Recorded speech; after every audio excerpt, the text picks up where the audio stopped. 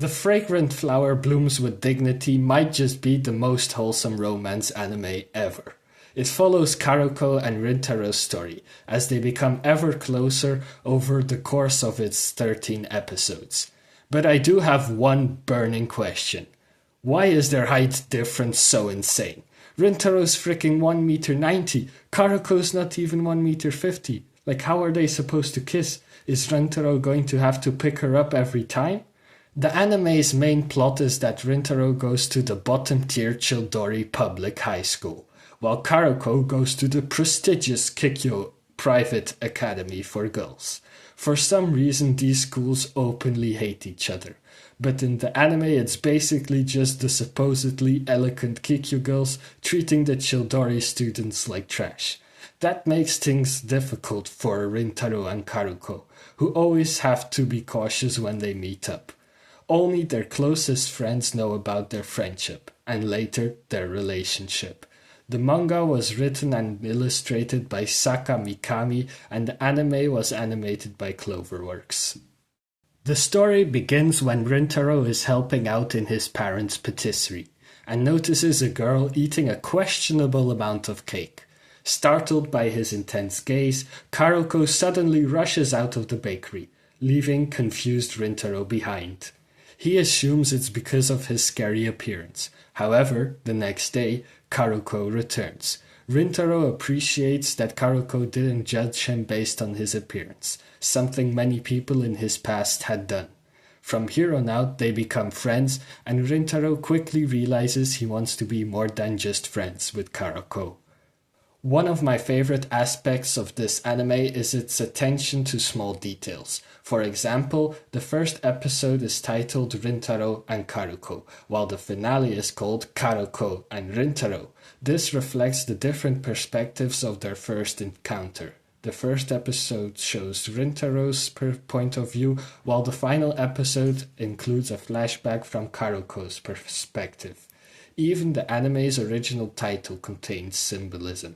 The Japanese title, Kara Ohana wa Rintu Saku, contains parts of both Karuko's and Rintaro's names. The kanji, Karu, refers to fragrance, and Rin means dignified in Japanese. What I love about The Fragrant Flower is that even though Karuko and Rintaro's romance progresses relatively slowly, it feels like it grows at a natural pace. It lets you enjoy the small moments instead of bombarding you with overused tropes.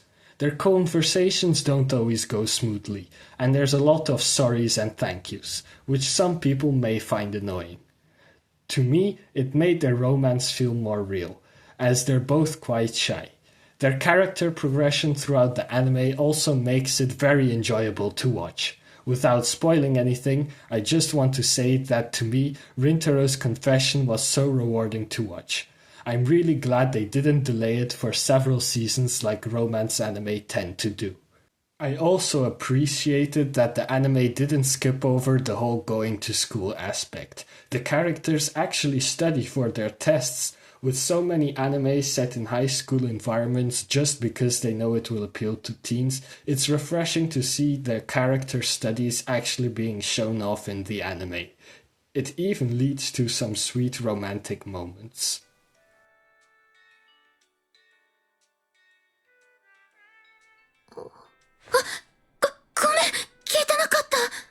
Speaking of romantic scenes, for some reason, every time Rintaro looks at Karuko romantically, her hair goes into full running in the wind mode. And honestly, this anime has no right to look this good.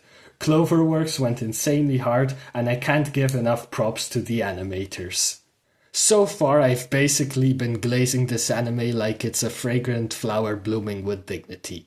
Wait, it is. But it definitely isn't perfect. To be more specific, this character annoys the heck out of me. Meet Subaru. Her arc is basically that she was bullied by boys for her hair color, and now she's scared of them. That idea isn't bad on its own, but it's so annoying to watch it had me skipping ahead whenever she appeared. At least she does improve toward the end, but I still feel like some of her screen time would have been better spent on the main romance. The hatred between the schools also felt a bit off to me, especially since no real explanation was given. Apparently this is addressed in the later chapters of the manga. The opening is really fun to watch. It uses the song Manazashi wa Hikari by Tatsuya Kitani, and the lyrics fit the anime perfectly. The ending song, Hare no Hini, by Reira Ushio, is also pretty good in my opinion. On top of that, the soundtrack during the episodes is way better than it needed to be. Overall, if you're looking for a wholesome romance anime that avoids the usual tropes, The Fragrant Flower Blooms with Dignity is an easy recommendation. Taking everything into account, I give this anime an 8 out of 10. Thanks so much for watching. If you want to get a peek at the next anime I'll be reviewing, check out the link in the description. Sayonara, and please sub so I can buy Crunchyroll Premium!